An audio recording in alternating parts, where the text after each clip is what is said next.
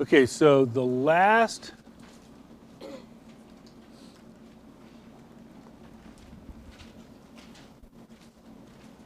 thing we did was about here, right? Okay, so we were explaining the laws, and we were on the law of multiple proportion, and I stopped right on this example of hydrogen peroxide. Is that correct? Well, you should have it written in front of you. I don't have anything written in front of me. So, where did you guys stop? How to explain the laws. Okay. Why am I fighting so hard about this? Okay. Sorry, I got to get it from someplace else. So give me a second.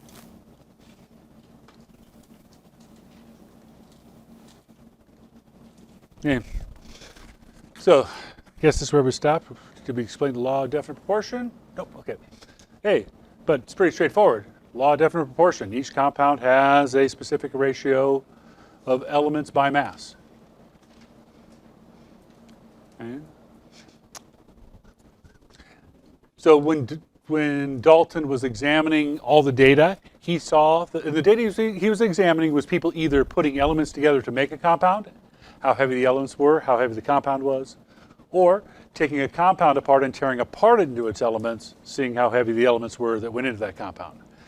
And he found that if you tore the same compound apart or built that compound, no matter how you got to that compound, no matter how much of you had, the ratio was always the same. That water was always 8 grams of oxygen for each gram of hydrogen.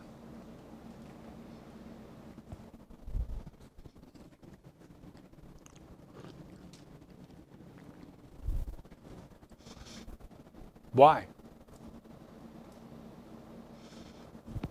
Well, that number 3 up there applies to Dalton's atomic theory number 3.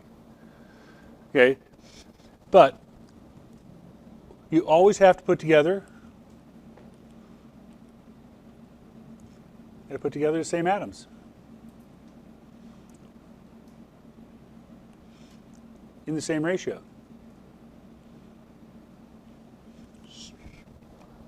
Water's it's 2 H's for 1 O.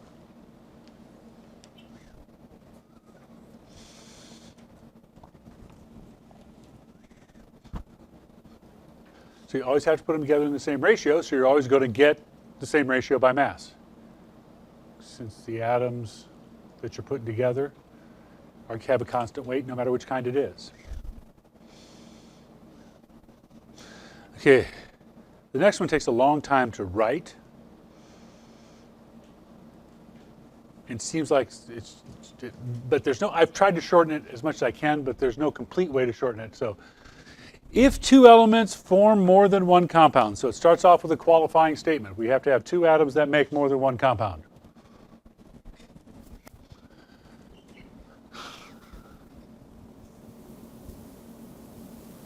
Okay, so the ratio of, and then it talks about what you're going to take the ratio of. The second element that combines with 1 gram of the first element in each.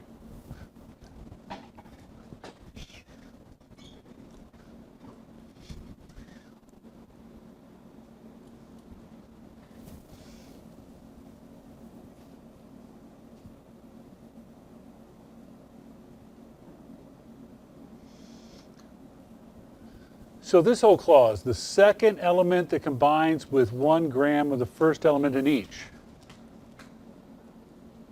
That's the ratio that you got from Dalton's definite proportion. So you look at the definite proportion for the first compound. Then you look at the definite proportion for the second compound. And if you take a ratio of those proportions, you always get a whole number ratio. The ratio of the ratios is a whole number ratio. That's what this is trying to say. The ratio, and then in the parentheses is a ratio. So the ratio of the ratios is a whole number ratio. So you find out the ratio in the first compound. Find out the ratio in the second compound. Then take a ratio of those, and every time you take that ratio, that third ratio, you always get a whole number ratio.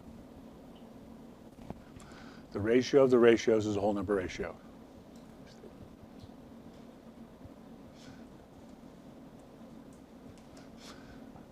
To give you an example of that the ratio of the ratios is going to be a whole number ratio. You have to tear apart compounds. And we said that water was 8 grams of oxygen for every gram of hydrogen. Always. No matter where you get it from, no matter how much water you have, the oxygen is going to weigh 8 times as much as the hydrogen. But hydrogen and oxygen also make a second compound. They make hydrogen peroxide. And hydrogen peroxide, the oxygen is 16 times heavier than the hydrogen. So the ratio in the first compound is 8 to 1. The ratio in the second compound is 16 to 1. And the ratio of those ratios, 16 divided by 2 is, 16 divided by 8 is 2. It's a whole number ratio. The ratio of the ratios is a whole number ratio. And he found that this happened no matter what he did it with. And it was this part right here that told him, I have to be adding whole pieces. The fact that these ratios jumped by whole numbers told him that there had to be whole pieces.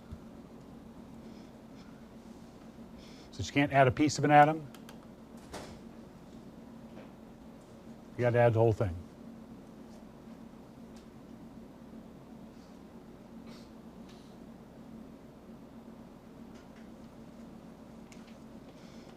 So the next ratio I would get would be 3 to 1.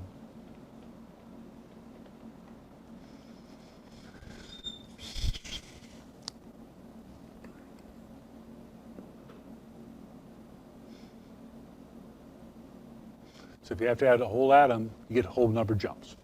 So while the other two, so notice how the pieces fit together. The theory, atoms, explains the laws, the patterns that he saw. He saw conservation of mass. He saw definite proportion. He saw a multiple proportion. His explanation was little tiny pieces called atoms. To give you another example of it, mercury and oxygen, two compounds. Compound 1 is 96.2% mercury. And compound 2 is 92.6% mercury. The symbol for mercury is Hg. Show that these follow the law of multiple proportions.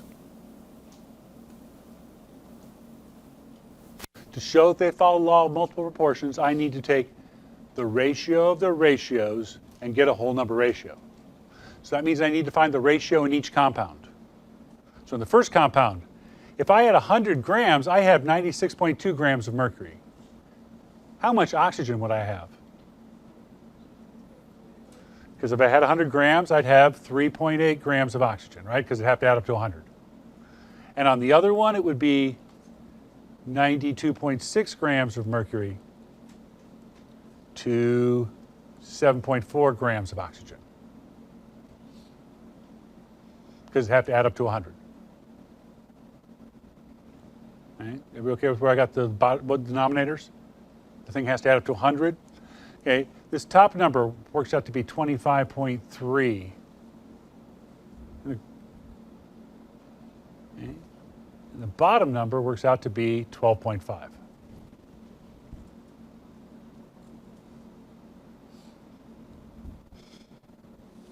And if I take that 25.3 grams, actually, there's no units on it anymore because the grams have canceled out. It's mercury to oxygen. And I divide it by the 12.5 mercury to oxygen. My calculator gives me 2.02. That's pretty close to a whole number ratio. That's pretty close to 2. And actually, if you think about sig figs, I divided by 2 sig figs way up here. Right? So if I divide it by 2 sig figs way up here, it really should be 2 to 1. And every time you do this division down here, you get whole number ratios here. It might be like 0.75, but that's a whole number ratio. That's 3/4. So I expect you know the decimal equivalents of common fractions.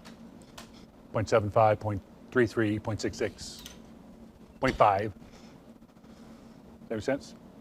Okay, so now we can talk about, hey, what are the compounds? What is compound 1 and compound 2?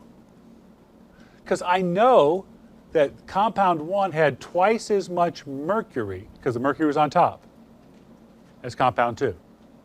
Since I put mercury on top and the number was 2, I got twice as much mercury. So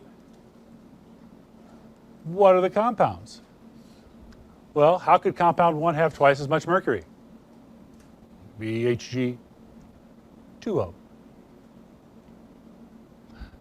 That would have twice as much mercury as the compound 2, right?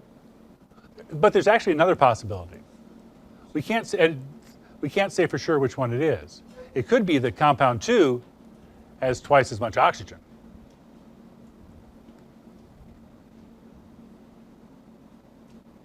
Does that make sense? If I did the division on either one of those, I'd still get that 2-to-1 ratio for mercury, because I'd be divided by twice as much oxygen or multiplying by twice as much mercury. Either way, I'd get the 2-to-1 ratio. We can't tell the difference between those two. And neither could Dalton. But he knew that they had those kind of relationships. Okay. So, what's next? Next comes finding the parts of the atom. Indivisible. Indivisible means no parts. So you're not going to find the parts of the atom by looking for parts, or they weren't, because they didn't think there were any parts. So if you don't think there's any parts, you're not going to look for parts. So the person who found the parts, the first part, was J.J. Thomson. And he was not a chemist. He was a physicist.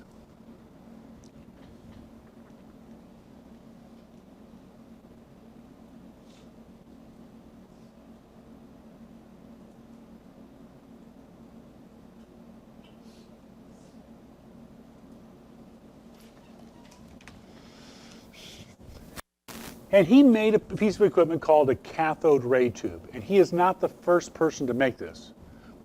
His goal was to try to figure out why a cathode ray tube did what it did. That was his whole goal. How can I make a cathode ray tube? Well, what this cathode ray tube is doing stuff, I want to explain why it's doing what it's doing. Okay.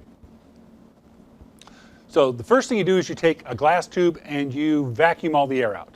It's a vacuum tube. So you pump out all the air, and then you let back in a limited amount of whatever gas you want to put in.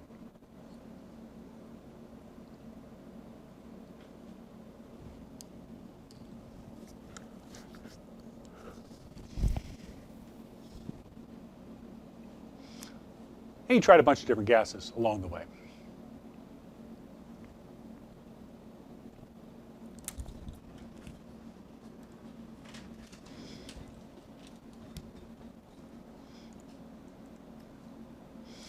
So got all the air out, put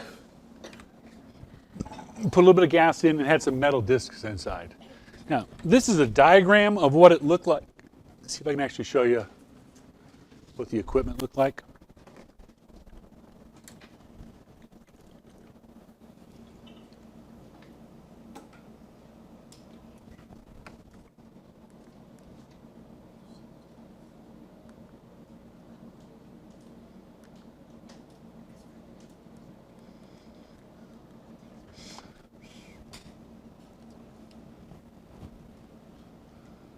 Okay, so that was what I was trying to draw.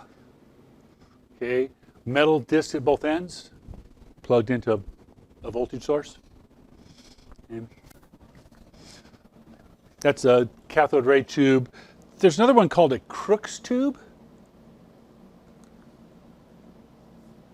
Oops. a Crookes tube, and this was the one that they talked about with a pinwheel in the book. So this is a video of an actual Crookes tube. And you see that pinwheel is spinning.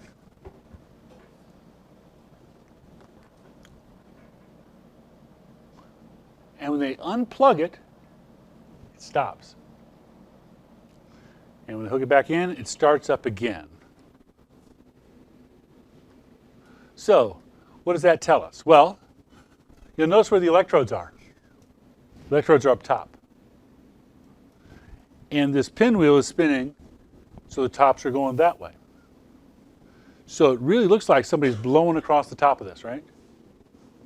Okay, that showed that there was something moving from here to here, and whatever was moving had mass. Because it could push the, if you shine a flashlight on a pinwheel, it's not going to spin. It's got to have something that has some mass. Okay, and we knew which direction it was going. It's going that way. So we know that out of the battery, electricity goes out of the black wire in here and out that way. This one over here is called the cathode. Okay. So the cathode, and it was shooting out something that had mass. Okay. And now you look at this, notice they've got a magnet. And everybody can see the beam.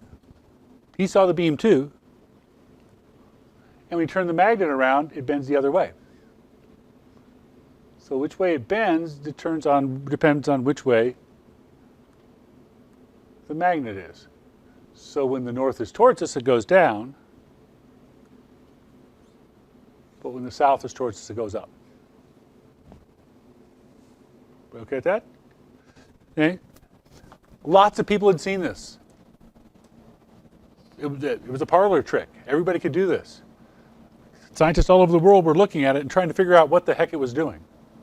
Okay, so this is me trying to explain. Passing electric current made a beam move from the negative to the positive end. We knew which way the beam was going because of the Crookes tube, right? So that negative end is called the cathode. You have a beam, a ray that shoots out of the cathode inside this tube. So they call it a cathode ray tube. A tube where the cathode gives off a ray.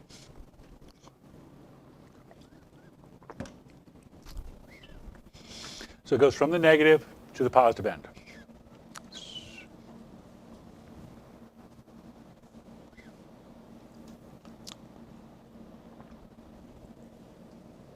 Okay, so we watched the beam move around with magnets. That when he turned the magnet around, the beam turned the other way. He also found another way to move that beam around.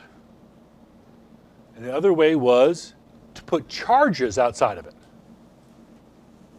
Put charged things outside of it. He put a negative on one side and a positive on the other. And when he did that, the beam turned as well.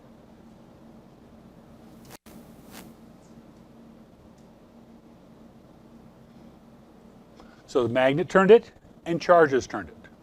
And that wouldn't surprise him, though, because by this time, scientists knew that electricity and magnetism are always at right angles.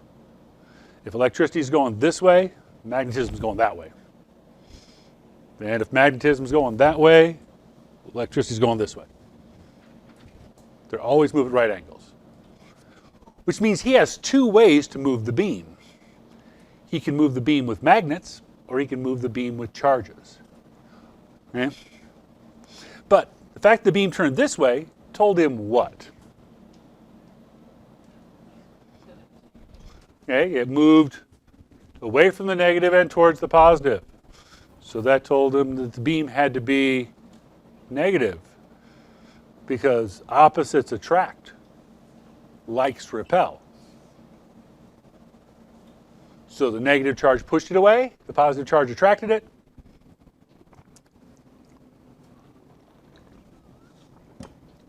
So he knew that the pieces were negative.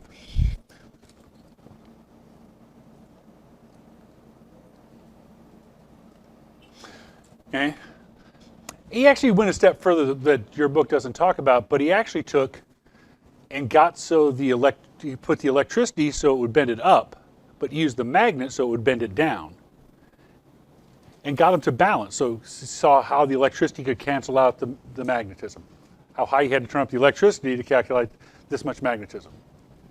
So he could measure the force of one versus the other. Okay? And he used lots of different metals and lots of different gases.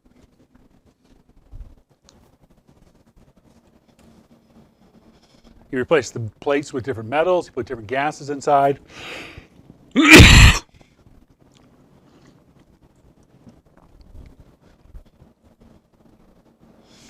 And when he did that, turn on the power, no matter what he made it out of, the beam was always the same. Not only was it always negative, but the positive, the electricity and the magnetism canceling each other out, that always happened at the same spot. So he's got a quandary. And actually, by how much it bent, he couldn't tell how heavy it was, but he could tell the ratio of charge to mass. How heavy it was for its size. Or for its charge. Not for its size, for its charge. Because you got two things working as that beam bends. Light things are easier to turn than heavy things. Which would you rather have flying at your head, a pillow or a bowling ball? One of them is easier to turn. Everybody agree? Heavy things are hard to turn. But the more charge you have, the harder it's going to push on that electron. So by how much it bent and how the magnetism and electricity cancel each other out, by taking those numbers, he could figure out the ratio of charge to mass, but he couldn't tell whether it was light with a low charge or heavy with a big charge. Because light with a low charge would turn just as much as heavy with a big charge. Does that make sense? So he could get the ratio, but he couldn't know if it was light with low or heavy with big. Okay? But what he found was it was the same every time.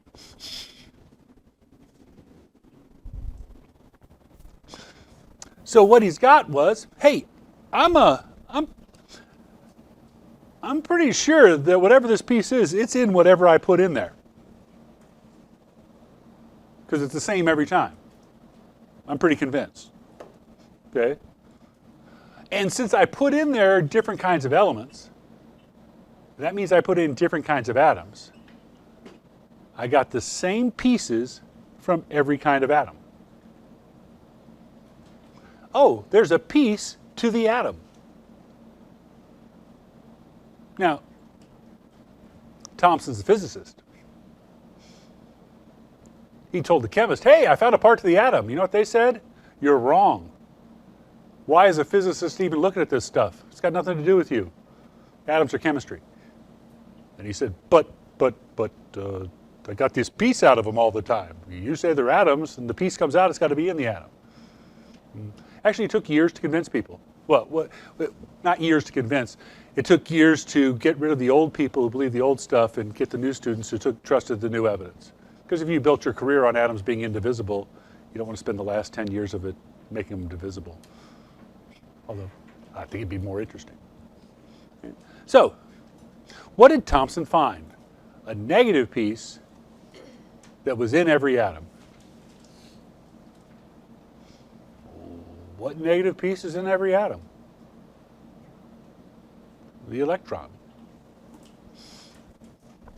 One of the three pieces of the atom you should know about. The electron. He found the electron. I think he called it a corpuscle first, but eventually chose the word electron. And he never quite got the positive. He couldn't find any positive. He couldn't get positive to move around. But he knew the atom was neutral. He's got negative pieces coming out of something that's neutral, so you got to have positive somewhere, and he couldn't find a positive piece. So how can you get negative pieces out of something but not get positive pieces out of something? Well, his explanation was, the atom is like plum pudding, which makes perfect sense if you know what plum pudding is. Anybody know what plum pudding is? Not very many of you were in, turn of the century England. Plum pudding doesn't have any plums, and it's not pudding. It's like raisin bread, but the bread is like fruit cake. It's like a spice cake with raisins stuck in it. Like a spice cake with raisins stuck in it, like raisin bread. And the positive stuff was like the dough with the little negative electrons that you could take out and separate. If we were to come up with this theory today, that the atom was like it, we would not call it the plum pudding model, we would call it the chocolate chip cookie dough model. Where you got the dough, that's the positive stuff, that you can't separate, and individual little chocolate chips that you can take out, individual electrons that can come out. Because that explained what he could see. He could see the negative pieces flying. He couldn't see the positive stuff move around. It turns out they eventually got it to move, but it was really tough because the positive pieces were a lot heavier. A lot heavier. So this model explains everything they've seen. Explains why atoms are indivisible but can still have a negative piece. Right? That they got pieces. So, how big is the electron? Well, not how big. More interesting, we're talking about the mass.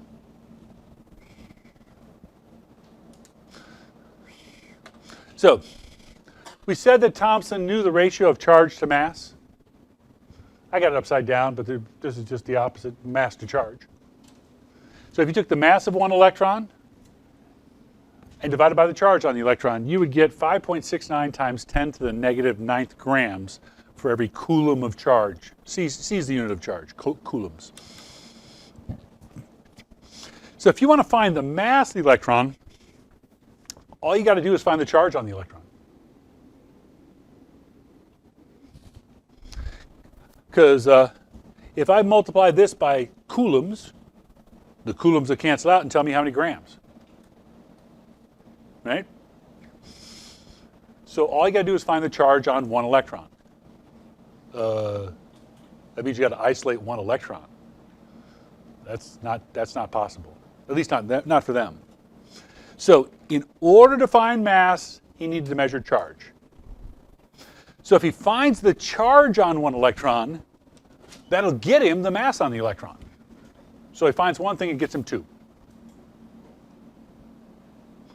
Well, Thomson never figured out how to do it. But another scientist named Millikan found a way to do it. Robert Millikan.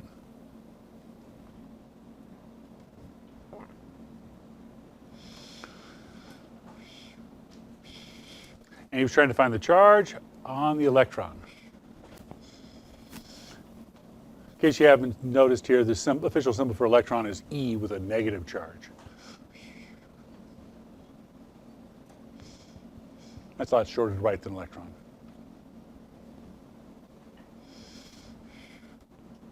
Okay, so here's what he did.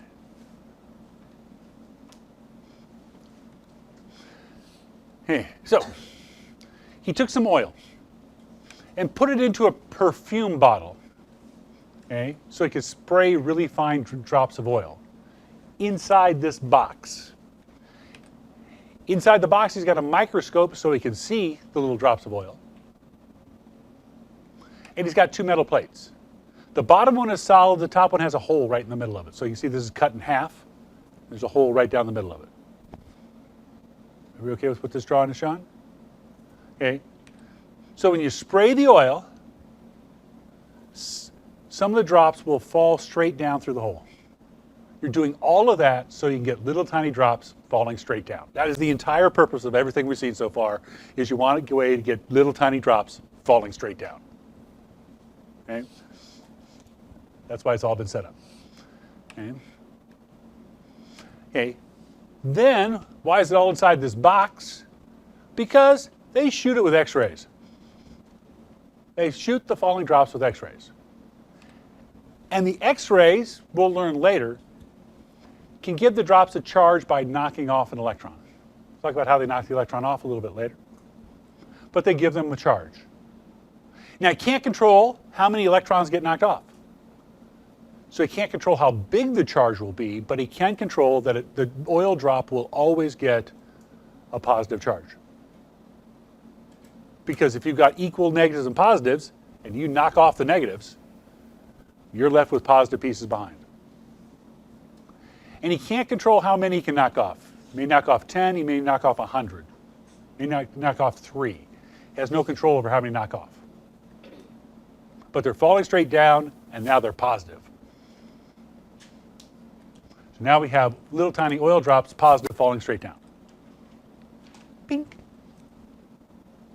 Right? The positive oil drop falls, negative electron flies away. Now, the reason for the plates. He put a charge on the plates.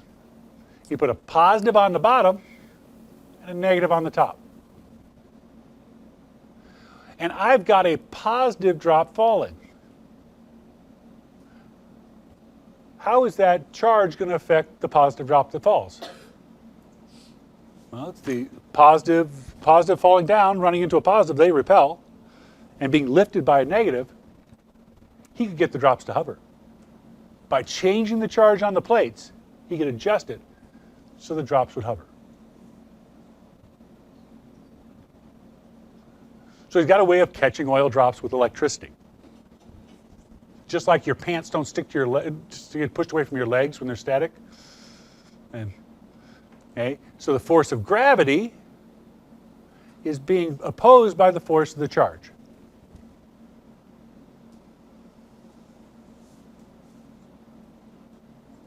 Okay? It's all set up so we can do this. This was all purposeful. He knew all of this was going to happen. Okay? It's not like Thomson. Thomson did not set out to find the electron. He just figured out why this cathode ray tube worked, and the only explanation was electron. Okay. So, from the mass of the drop and the charge, he could calculate the charge on a droplet.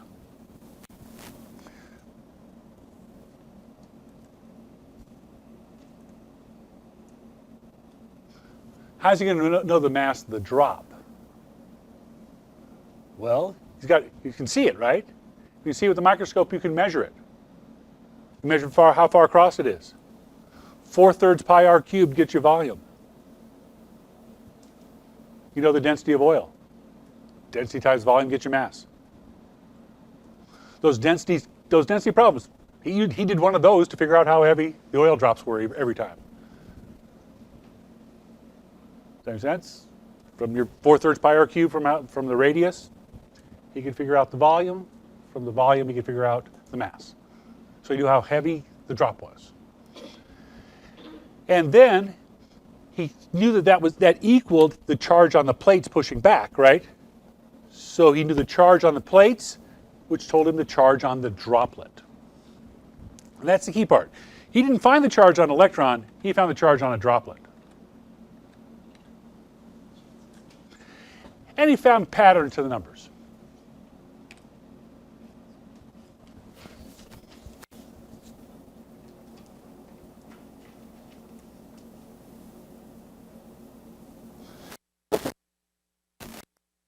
He found patterns to those numbers. Now, these are not the numbers he saw, but he's found the same kind of pattern. What do these numbers have in common?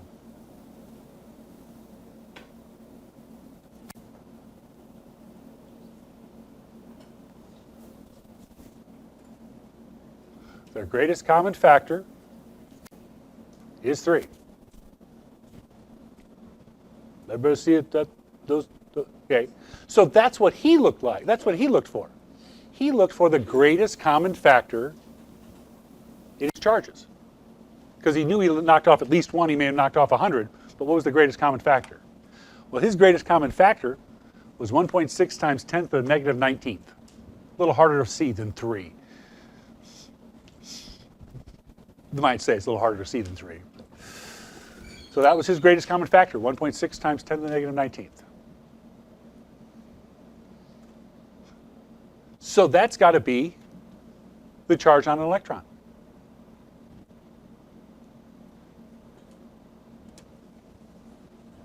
And once he got that as the charge on the electron,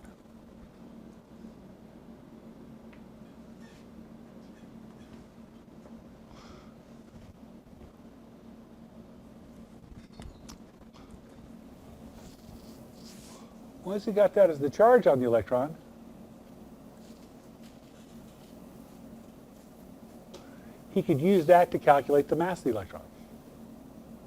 Using that number we started, Millikan, that charge to mass ratio, or mass to charge ratio. So we said that was the mass to charge ratio earlier, right? And now I know how much charge there was.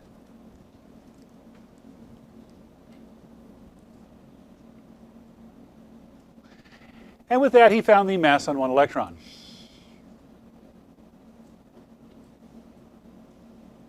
And he went, whoa, that number is tiny. 9.11 times 10 to the minus 28 grams. That's tiny. Yeah. So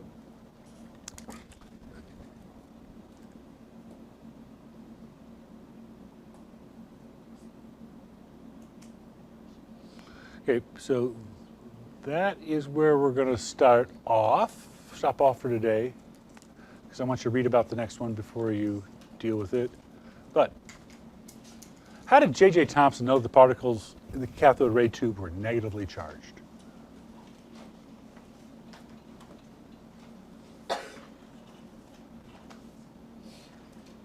Was it because some of the particles went veering off at large angles to the tube? Because the particles were attracted to the positively charged anode and he knew that opposite charges attract each other? These particles were attracted to the negatively charged cathode and he knew that like charges repelled each other, or attract each other, sorry. And the particles were evenly spread throughout the tube. Which one of those told him that it was negative?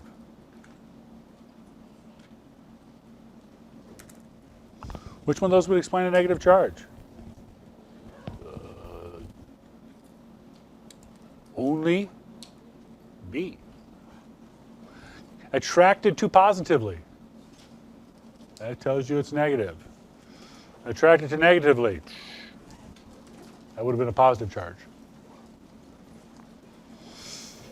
Okay. So that's how we know what we know about electrons. Okay, we're not going to have time to go into how they figured out that there were protons and neutrons. But next thing you're going to read about is how they found the nucleus. Because right now our model doesn't include a nucleus. It's got a bunch of positive stuff with little electrons stuck inside of it, like chocolate chip cookie dough with chocolate chips stuck inside of it. Okay, we know that's not right. We know there's a nucleus because you've studied atoms since 5th grade, right? How do they know there's a nucleus? Where did that idea come from?